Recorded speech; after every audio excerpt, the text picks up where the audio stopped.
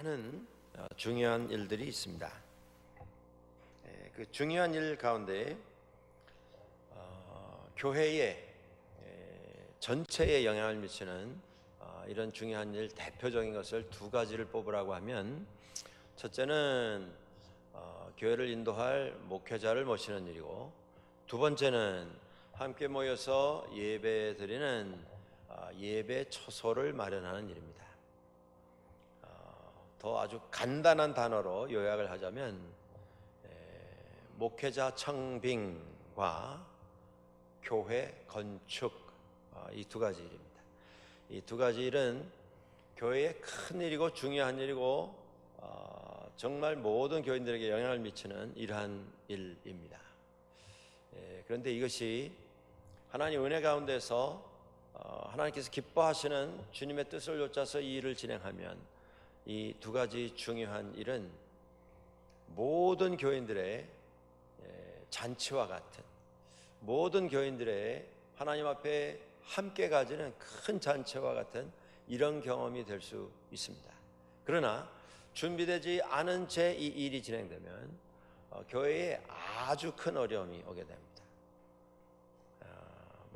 우리가 다른 민족들 교회를 생각할 필요는 없겠습니다만, 우리 이민교회에 있어서 통계로 보면 교회마다 어려움이 생길 때 보면 그 어려움이 두 가지입니다. 첫째, 성전 건축을 할 거냐 말 거냐, 어디로 갈 거냐, 어느 방향으로 갈 거냐, 가면 있는 건물을 살 거냐 아니면 빈 땅을 사서 새로 지을 거냐. 여러분들 새 집을 준비해서 새 집에 들어간다고 하는데 그거 싫어할 사람이 누가 있습니까? 그렇죠? 분명히 좋은 일입니다. 신나는 일이고 재미있는 일이고 모든 사람들이 다 신이 나서 준비를 해야 할 일인데, 정말 안타깝게도 이 신나는 잔치거리를 받아가지고 교회 싸움이 나는 이런 경우가 참 많습니다. 왜 그렇게 되나? 여러분들 상상하시는 그대로입니다. 다 주장들이 너무 세기 때문에 그렇죠. 자기 주장이 너무 세기 때문에 그렇죠. 두 번째 일은 목회자 청빙에 관한 것인데요. 어떤 목회자를 모실 것인가? 이것도 교회의 정말 잔치 제목 아닙니까?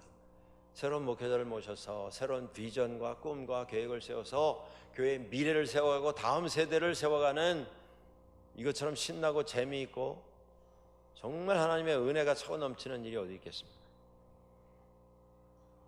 그런데 그 신이 나고 감사가 넘쳐야 할 그 제목 때문에 교회 안에서 싸움이 나는 때가 참 많습니다.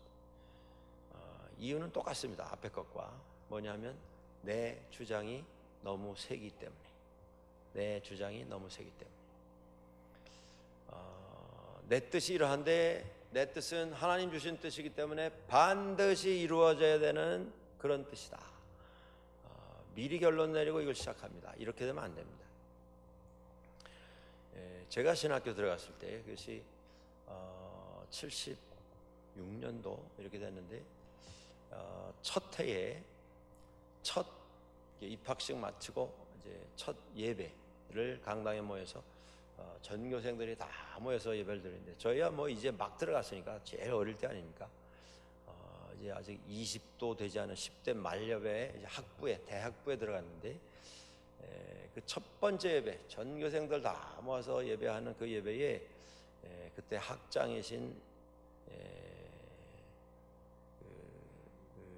지금은 이제 세상 떠나셨습니다만은 이종성 학장님이라고 계셨습니다. 조직신학 하시던 학자이셨는데 설교를 맡아서 설교를 하시는데, 그 첫 설교에 이런 얘기를 하셨습니다. 신학교에 이번에 새로 들어오신 분들, 대학부에 들어오신 분들, 신학대학원에 들어오신 분들, 박사과정에 새로 들어오신 분들 환영합니다. 새 생활을 시작하면서 이제 앞으로 여러 해 이 동산에서 공부를 하시게 될 터인데, 제가 여러분들에게 하나 부탁을 드립니다. 그래서 뭐라 그러시냐면, 여러분들이 가지고 들어온 달걀을 다 깨버리십시오. 이렇게 이야기하셨습니다. 그 뜻이 뭡니까? 신학교 무슨 거기 무슨 기술 배우러 가는 곳이 아니지 않습니까? 그거 졸업해가지고 무슨 자격증 따기 위해서 거기 가는 게 아니지 않습니까? 다른 거 아무것도 없고 정말 하나님 일 하겠다고 인생 다 그냥 하나님께 맡기고 들어온 사람들인데, 그렇게 하나님 뜻 순종해서 하나님 섬기겠다고 들어온 사람들이 신학교 들어올 때 가지고 오는 게 있는데, 그게 뭐냐면 알이랍니다. 알. 그게 달걀이든 오리알이든 무슨 타조알이든 알을 다 하나씩 가지고 들어온다는 것이죠. 뭐 하려고 가지고 들어오냐? 그걸 품어서 그걸 깔려고 가지고 들어온다는 것입니다. 어떤 사람은 공룡알, 어떤 사람은 뭐 참새알, 알을 다 하나씩, 자기 나름대로의 계획, 자기 나름대로의 꿈, 자기 나름대로의 야망, 나는 4년 후에, 3년 후에, 7년 후에 이런 목회자가 되리라. 나는 하나님 앞에서 이런 일을 하는 이런 목회자가 되리라. 다 알을 하나씩 품고 들어온다는 거예요.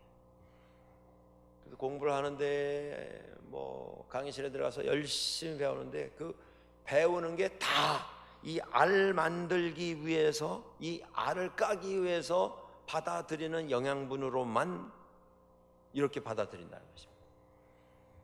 그런데 그 알을 깨버리지 않으면 결국 4년 공부 끝나고 7년 공부 끝나고 졸업하고 목사 연수 받고 나가게 될 때, 그때 자기가 가지고 들어온 그 알 까가지고 나간다는 것이죠.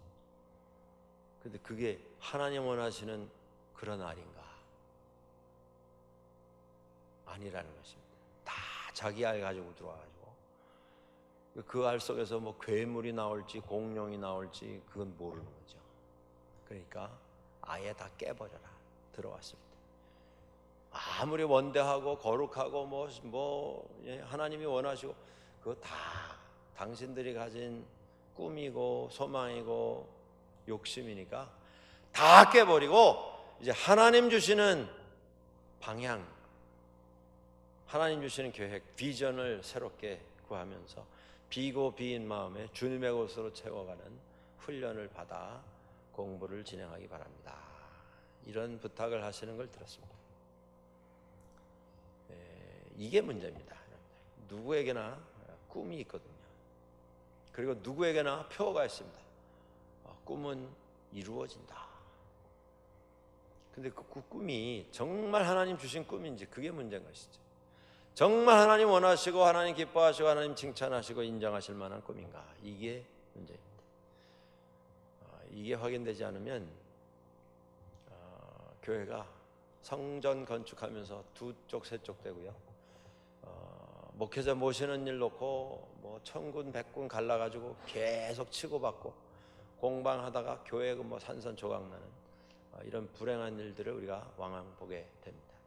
교회의 가장 큰 잔치 제목이 되어야 할 일 때문에 그 잔치 제목이 교회 불화의 씨앗이 되는 경우가 있다는 것입니다. 이유는 한 가지, 내 뜻, 그거 세우기 위해서 고집 피우다가 그런 결과를 가지게 되는 때가 참 많이 있습니다. 저는 목회해 오면서 우리 밴쿠버 한인장로교회까지 세 교회를 섬겼습니다. 이제 32년 됐는데요, 목사 안수 받은 지가. 세 교회를 세웠는데 교회 건축을 2번 했습니다. 지난 두 교회에서는 다 건축을 한 번씩 해봤습니다. 두 번째 건축을 할 때 이제 빈터를 사가지고 성전 건축을 설계를 해서 했습니다. 그러니까 교회가 필요로 하는 이런 공간, 이런 구조, 이런 계획을 가지고 할 수 있어서 참 좋았습니다. 그래서 이제 저희가 예배 드리던 원래 예배당이 있었는데, 그 교회도 여러분들 우리 밴쿠버 한인장로교회와 비슷한 상황의 교회였어요. 제가 막 도착했을 때에 그 교회에 그 교회가 25주년 막 맞이하던 그런 때입니다. 그런데 그 교회가 재작년에 창립 50주년을 맞이했습니다. 한참 전 얘기죠. 그런데 25주년 될 때 벌써 교회가 건물을 가지고 있었는데, 그 교회 건물이 100년이 넘습니다. 파킹장이 2대가 있어요. 2대. 그리고 교회 문을 열면 한 10발자국 나가면 큰 길입니다. 버스가 다니는 큰 길이에요. 그러니까 그 주차 상황이 어떤지 아실 겁니다. 주택가고. 그러니까 이제 항상 개조가 창조보다 힘들다, 그런 이야기가 있지 않습니까? 있던 거 다르게 하기는 없던 거 새로 시작하는 것보다 더 힘들다는 것이죠. 이미 있는 거 고치기가. 그러니까 교회 건물이 있으니까 교회 건물 마련하는 게 쉬울 것 같은데 그렇지 않더라고요. 더 어렵습니다. 제일 큰 이유가 뭐였냐면, 그 교회에서 오랫동안 몸담고 있었던 분들이 그 교회를 장만하실 때에 100년이 넘은 아주 오랜 낡은 교회입니다. 근데 그 교회 장만하실 때에 밤새서 못질하고 톱질해서 고쳐서 그 교회에서 예배를 드리기 시작했습니다. 그러니까 아래층에 내려가시면 그 교회 오래되신 성도분들이 늘 입만 열면 하신 얘기가 그거예요. 저 벽을 만들 때 제가 밤새서 망치질했습니다. 저쪽에 기둥 세울 때 제가 톱 들고 나와서 일주일 내내 휴가 받아가지고 교회 와서 봉사해서 저거 만든 겁니다. 그 추억들이 다 있어요. 그 자기 자식 같아요, 교회 건물이. 그걸 놓고 다른 데 가는 게 이게 용납이 안 되는 겁니다. 그런데도 교회 한 85%의 분들이 이 교회를 우리가 다시 한번 장소로 옮겨서 좀 넓은 공간을 확보하는 게 좋겠다. 투표를 했더니 한 85% 나왔습니다. 그래서 우리는 그러면 추진합니다, 발표를 하고 추진을 했는데, 건축위원회가 생기지 않았겠어요? 목사는 건축위원회는 들어가지 않았고요. 거기서 교회를 어떤 구조로 어떤 디자인으로 할 건가, 그 교회를 옮기는데 원래 있었던 자리에서 한 12km 떨어진 곳으로 옮겼습니다. 꽤 떨어진 것이죠. 우리 밴쿠버 상황으로 하면 우리가 있는 이 자리에서 노스로드의 한남 마켓 있죠? 한아름인가요? 한남인가요? 마주보고 있는 그 마켓까지가 우리 교회에서 킬로수로 한 15km 됩니다. 그 거리가 어느 정도인지는 가름을 하시겠죠. 한 12km, 13km 떨어졌으니까 거의 한남 마켓 다 가는 그 정도 거리에 교회로 옮기는 겁니다. 쉽지 않은 일이죠. 그런데 그때 옮길 때 옮기는 것 때문에 딱 두 가정이 교회를 안 나왔습니다. 한 분은 미리 오셔서 얘기를 하셨어요. 저한테 뭐라고 얘기를 하셨냐면, 그분은 교회 올 때 교회에서 한 28km 떨어진 데서 차를 타고 오시던 분입니다. 그러니까 우리로 하면은 여기서 28km면 어디쯤 됩니까? 저 Y트락 정도 되겠죠? 근데 거기서 한 13km를 더 간다고 하니까 저는 옮기면 못 올 것 같습니다. 죄송합니다. 미리 얘기를 하셨어요. 옮기기도 전에 그냥 그것 우리가 옮기겠습니다 할 때 미리 와서 얘기를 하셨고, 또 한 분은요, 또 한 가정이 이제 교회를 떠나셨는데 딱 두 가정 떠났어요. 우수한 성적이죠. 두 가정 13km 떨어진 곳에 갔는데 두 가정 옮기셨으면. 근데 또 한 가정은요, 젊은 분이에요. 제 나이 또래인데 놀라웠게도 이분이 건축 설계를 하는 분이에요. 그런데 건축위원회 위원이었어요. 아니, 건축위원회 위원이 교회 옮기는 거 결정하고 설계를 하다가, 그것도 자기가 설계사인데 설계를 하다 시험 들어서 교회 떠났어요. 또 별분 다 제가 다 봤습니다. 다른 것도 아니고 건축위원이. 그런데 그분이 그 떠난 이유가 뭐냐면요, 그분의 생각에 교회는 앞에 이렇게 탁 서면 쫙 올라간 그 위에 교회 건물이 서야 된다. 그러니까 교회 앞에 계단이 있어야 된다. 그런 건물들 많이 보셨죠? 16세기, 17세기, 18세기, 19세기에 세워진 교회들. 돌로다가 촥 20계단, 거기다 또 숫자의 의미를 넣어가지고 24계단, 40계단, 그리고 그 위에 이제 현관이 나오고 그 위에 건물이 서야 된다는 겁니다. 그런데 우리가 있던 건물로 그냥 들어가는 거면 뭐 있는 계단을 어떻게 하겠어요? 그냥 써야죠. 그런데 평평한 땅에다가 새로 짓는데 아니 계단을 넣을 필요가 뭐가 있어요? 그 계단 놓으면 다리 불편하신 분들은 어떻게 거기를 올라옵니까?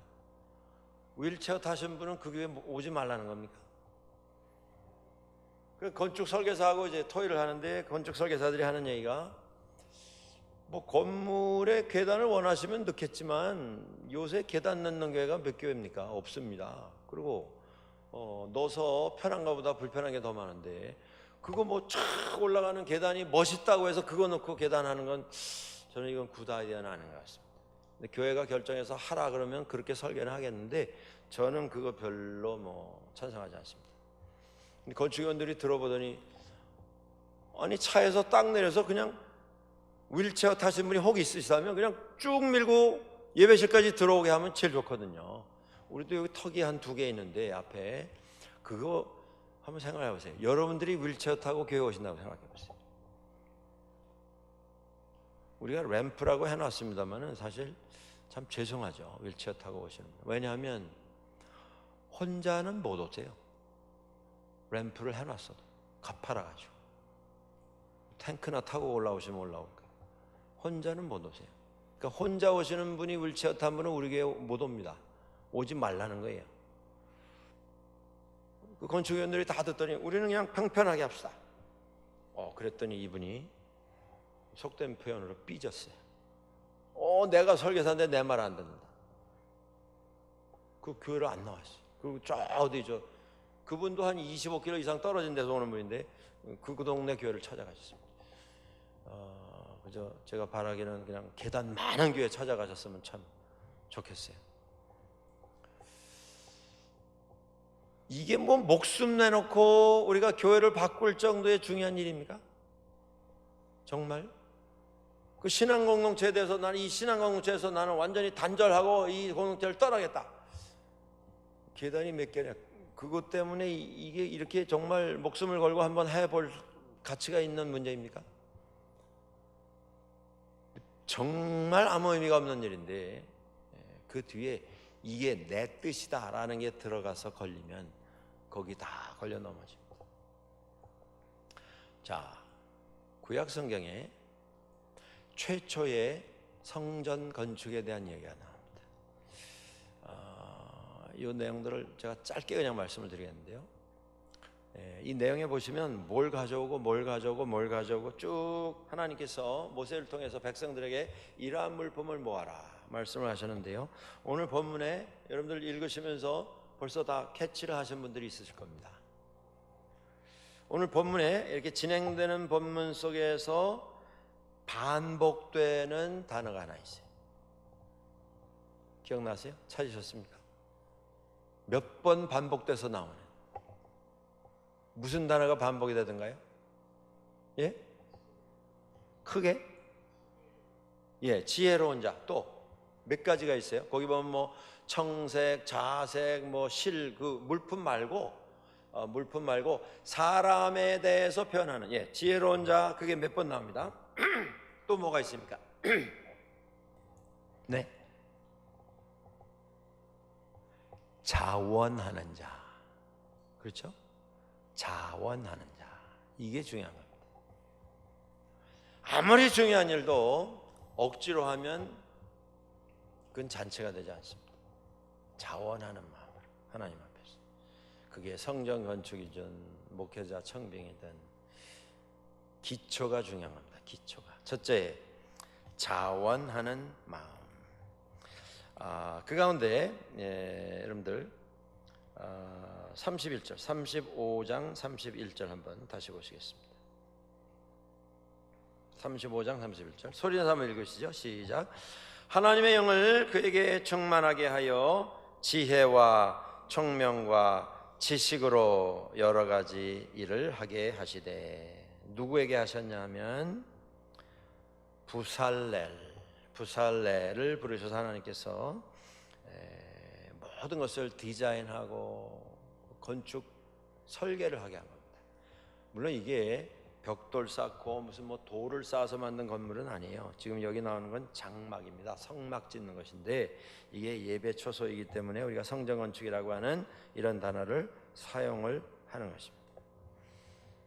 지혜로운 자, 그 지혜로운 자가 어떻게 지혜로운 자가 되었냐 하면 31절 하나님의 영을 그에게 충만하게 하셔서 그로 하여금 지혜와 총명과 지식으로 가득 채워져서 여러 가지를 맡아 감당하게 하셨다라는 것입니다. 첫째, 자원하는 마음이고요. 두 번째, 하나님의 영으로 채워진 그런 기초, 그런 준비가 있을 때에 그 중요한 일을 감당을 할 수가 있습니다. 여러분들, 우리가 지혜도 필요하고요, 실력도 필요하고 지식도 필요합니다. 교회 섬기려고 하면 여러 가지 일들이 다 필요할 것입니다. 그런데 그 모든 것에 우선해서 먼저 구비되어야 할 것이 무엇이냐면 하나님의 영을 구하는 그 겸손한 마음이 그분에게 있는가, 그게 더 중요합니다.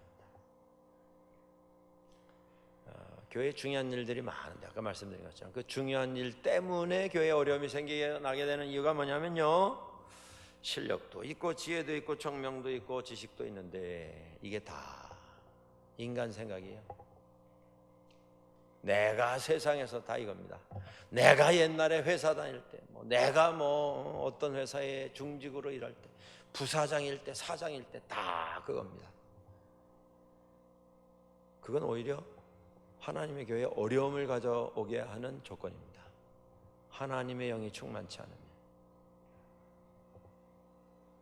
어떤 계획이든 어떤 주장이든 이것이 하나님 앞에 합당한 것인가, 이걸 먼저 생각하는 것이 하나님의 영에 충만한 사람의 생각입니다. 이것이 하나님을 기쁘시게 할 일인가, 그것부터 생각하는 거예요. 정말 하나님께서 인정하시고 칭찬하실 만한 일인가, 이 생각 없이는요, 교회에 아무리 열심을 가지면 가질수록 그 가지는 열심 때문에 교회가 어지러워집니다. 교회가 복잡해지고 교회가 어려워지게 되고요, 하나님 영광 가리우게 됩니다. 이게 중요한 겁니다. 하나님 앞에서 자원하는 마음으로. 두 번째, 하나님의 영에 충만한 마음으로. 자, 그 다음에 34절로 가시겠습니다. 또 한 사람 이름이 나오는데요, 앞에 부살렐이라고 하는 사람이 나왔고요, 뒤에 보시면 단지파 아히시막의 아들 오홀리압이라고 하는 사람이 나옵니다. 이 사람에게도 하나님께서 감동을 시키셔서 하나님의 영을 부으셨다는 것이죠. 감동을 시키셔서 가르치게 하셨다. 이 사람은요, 다른 사람들에게 일하는 것을 가르치는 이런 달란트를 가졌던 사람입니다. 자, 쉽게 하시려면 하나님께서 부살렐 그리고 오홀리압, 이 두 사람만 뽑아서 그 일을 감당을 시키셨으면 더 빨리, 더 편하게, 아무 문제 없이 더 잘 진행하도록 할 수 있으셨습니다, 하나님은. 그런데 그렇게 하지 아니하시고 하나님께서 부살레를 부르셨고 오홀리압을 부르셔서 이들이 다른 사람들을 불러서 가르치고 훈련시키고 같이 동참해서 그 일을 이루도록 하셨습니다. 교회 일이 가끔 우리가 그런 유혹을 느끼는데, 그 유혹이 뭐냐면 혼자 하면 쉽습니다. 아니, 혼자 하면 쉬운 것처럼 우리가 생각합니다. 그런데 또 많은 경우에 혼자 하면 쉽지 않을 수는 있겠으나, 쉽지는 않을 수 있겠으나 혼자 하면 한 가지는 확실해요. 편해요. 편합니다. 그까짓 둘이 한 3시간 할 거 혼자 4-5시간 하더라도 혼자 하면 편해요. 신경 쓸 거 없거든요. 누구 의견 들어서 하던 일 멈추고 다시 할 필요도 없고, 해놨는데 해놓은 것에 대해서 이러쿵 저러쿵 말 들을 필요도 없죠. 혼자 하고 그냥 노래하고 흥얼흥얼하면서 신나게 일하고 시간이 좀 길어서 고생이지. 그러고 가면 마음 편합니다. 그런데 하나님은 우리가 성경에서 본 것처럼 부살레를 통하여 오홀리압을 통하여 다른 사람들을 부르셔서 그들의 은사를 다 동원해서 동참을 시키셔서 이 일을 감당하도록 하셨습니다. 교회 일이 쉽지 않은 이유 중에 하나는 바로 이것입니다. 우리가 같이 해야 한다라고 하는 거예요. 그런데 그것이 하나님의 뜻입니다. 하나님께서 우리에게 다 다른 은사를 주셨습니다. 다른 달란트를 주셨습니다. 그 다른 달란트를 가진 다른 판단 기준과 다른 우선순위를 가진 사람들이 모여서 하나님 은혜 속에서 하나가 되는 것, 그게 교회이고, 그 하나됨을 통해서 이루어가는 것이 하나님께서 교회 공동체에게 맡겨주신 가장 중요한 책임입니다. 여러분들께서 교회의 중요한 일을 하나님께서 맡겨주실 때에 이것이 교인 모두에게 영향을 미칠 중요한 일이다 라고 생각하는 그 일을 감당하시게 될 때에 이걸 기억하십시오. 이 일은 하나님께서 우리로 하여금 함께 하도록 우리에게 맡겨주신 일이다. 그러니까 결코 실력 있는 사람 그 일에 대해서 뭐 그냥 손바닥 다 알듯이 잘 알고 있는 사람 몇 사람만, 마음 맞는 사람 뽑아서 빨리 해치우자, 그게 하나님 원하시는 게 아니고요. 온 교회가 다 기도하면서 하나님의 영을 구하면서 하나님의 감동시켜 주심을 구하면서 가진 달란트가 아무리 시시하고 아무리 모자란다 할지라도 그 달란트를 다 동원해서 서로 좀 이해하고 도와주고 서로 좀 기다려주고 용서하는 가운데 사랑 속에 하나가 되어서 이 일을 감당하게 하시는 것이 하나님의 뜻입니다. 올해에 우리 이제 새로운 목회자 모시는 일 진행함에도 마찬가지 원칙이 반드시 지켜져야 된다고 하는 것을 우리 함께 기억하면서 올해를 우리가 시작할 수 있으면 좋겠습니다. 자, 몇 가지 말씀을 드렸습니다. 자원하는 사람을 통해서, 지혜로운 사람을 통해서. 그런데 그 지혜가 하나님의 영으로 충만케 해 주심으로 만들어진 지혜입니다. 자기 실력이 아니고. 그리고 모든 달란트 다 동원이 되고 함께 협조해서 그 일을 진행하도록 하신다. 그 다음에 하나가 여기 나오는 성전 건축에 관한 또 하나가 사람들이 예물을 드렸는데요, 너무 많이 드려서 남았습니다. 그래서 나중에는 이제 그만 가져와라 이렇게 하셨습니다. 어떤 교회든 무슨 일이든 하나님 앞에 사명을 받은 사람들이 감사함으로 즐거움으로 섬길 때에 결과가 만들어집니다. 혹 어떤 교회에서 성전 건축을 계획하고 성전 건축을 진행을 하면서 계속 그 교회에 그래도 우리 교회에서는 저분이 제일 재산이 많지 않은가, 제일 그래도 좀 여유가 있지 않은가, 그래도 저분 정도면 이런 일에 좀 크게 헌금을 할 수 있지 않을까, 그런 분 몇 분만 아무리 바라보고 아무리 기다려도 그 교회는 성전 건축 못합니다. 그런 정신을 가지고. 제가 말씀드렸죠, 2번 성전 건축을 해봤는데요, 성전 건축하면서 참 눈물이 나오는 때가 참 많았습니다. 정말 생활비, 뭐 빠듯한 생활비 거기서 줄이고 절약하고 알게 모르게 몇 년 모아놓은, 정말 그 과부의 지갑이 열려서 헌금 드려지는 걸 전 여러 번 보면서 참 많은 걸 생각하게 됐습니다. 저분 정도면, 제 경험으로는요, 저분 정도의 분이 크게 공헌한 거는 저는 아직을 못 봤어요. 뭐 그런 분들도 있죠, 물론. 아름다운 일입니다. 제가 뭐 그걸 다 그저 객관화 시켜가지고 다 그렇다 그런 말씀 드리는 건 절대 아닙니다. 그런데 중요한 건 확실해요. 뭐냐면 형편이 돼서 역할을 감당하는 분들이 많지 않습니다. 교회 정말 어려운데 정말 눈물 나는 헌금을 들여서 위대한 역사들, 그게 선교 활동에 대한 선교 헌금일 때도 있고 2세들을 위한 특별 헌금일 때도 있고요. 교회에서 필요한 어떤 특별한 사역, 그것에 대한 헌금일 수도 있고 건축 헌금일 수도 있습니다. 근데 정말 눈물 없이는 우리가 받을 수 없는 그런 정성, 그런 희생, 그런 봉헌을 통해서 역사가 이루어지는 것을 봤습니다.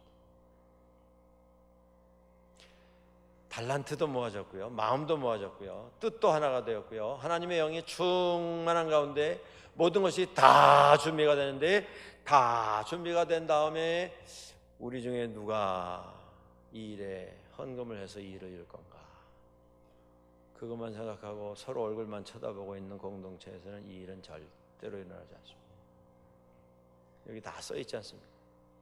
반지, 귀걸이, 목걸이. 여러분들 애굽에서 출애굽에서 나올 때 430년 종살이 하다 나왔습니다.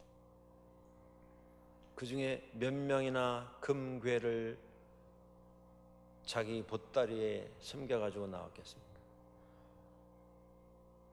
그 가운데 몇 사람이나 자기 보따리 안에 다이아몬드를 10개, 20개 싸들고 나온 사람이 있겠습니까? 출애굽했을 때 이스라엘은요, 거짓대입니다. 거짓대. 한국에 떼거지라는 말이 있죠. 떼거지 쓰지 마라. 그 말이 거짓대에서 온 겁니다. 왜 그럴까요?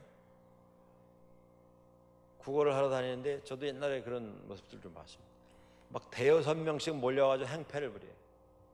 거짓대가 와서 떼거지를 쓰는 겁니다. 이스라엘 사람들은요, 출애굽했을 때 거짓대였어요. 뭐 먹을 게 변변합니까? 입을 게 변변합니까? 배운 게 있습니까? 무슨 뭐 화장을 변변히 했습니까? 정말 가진 게 아무것도 없어요. 숫자밖에 없습니다. 숫자. 사람 수만 많았지 몰골은 형편없었습니다. 그런데 그 사람들이 시내산에 와가지고 하나님 앞에 예물을 드려서 성막을 지는데 도대체 그들에게서 나올 수 있는 예물이 뭐가 있겠습니까? 아무것도 없어요. 기껏 가진 게 가진 무슨 뭐 귀걸이, 목걸이, 장신구. 그런데 하나님 영광 위해서 그들이 드리기 시작했을 때 차고 넘쳐서 이제는 그만 가져와라, 광고를 해야 하는 이런 상황이 왔습니다. 그 마음이 있을 때 그것이 새로운 목회자를 청빙하는 일이든 건축이든 성전 건축이든 그 마음이 있을 때 그 공동체 안에서는 기적이 일어납니다. 올해 우리가 섬길 때 이 제목을 기억하십시오. 넉넉하게 남은 예물. 좀 이런 섬김의 모습으로 하나님의 교회를 함께 섬길 수 있게 되기를 주의 이름으로 간절히 축원합니다. 같이 한번 기도하시겠습니다.